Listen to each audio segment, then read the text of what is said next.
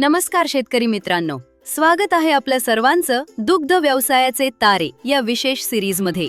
आज आपण भेट देणार आहोत अहिल्यानगर जिल्ह्यातील पिंपळगाव निपाणी येथील प्रगतशील व यशस्वी दुग्ध उत्पादक श्री संदीप वाकचौरे यांच्याकडे। शेतकरी म्हणून आधुनिक तंत्रज्ञानाचा वापर, योग्य नियोजन आणि मेहनतीच्या जोरावर त्याने दुग्ध व्यवसायात उल्लेखनीय प्रगती साधली आहे।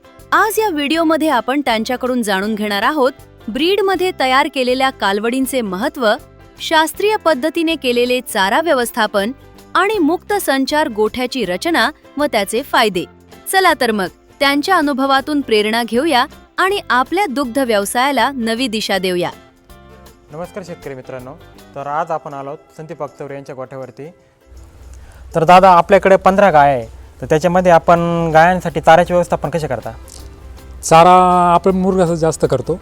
घरची मका पण असते आपल्याच क्षेत्रामध्ये, हिरवी मका असते आणि त्याबरोबर आपण वाळेल चारा म्हणून भूस पण साठवून ठेवतो आणि घास पण आहे आपल्याकडे, गिन्नी गवत पण आहे 20-30% आपण गिन्नी पण त्याच्यात मिक्स करत असतो। हे सगळं कुटी करून मिक्स करून आपण TMR सिस्टीमनं देत असतो त्यांना सगळं।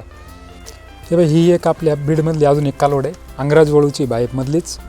ही आता दुसऱ्यांदा गाभण आहे आपली, 5 महिने झालेली गाभण होऊन। पहिल्या होत्यामध्ये आपण हिचं 32 लिटरपर्यंत दूध काढलं होतं।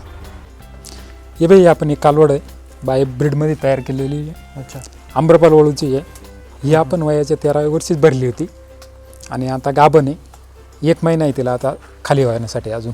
तर आज संदीप दादांनी आपल्याला गायींच्या व्यवस्थापनाबद्दल खूप छान माहिती दिल्याबद्दल आपण त्यांची सह्याद्री ॲग्रोवेटकडून एक छोटीशी भेट देऊन त्यांचा सन्मान करत आहोत।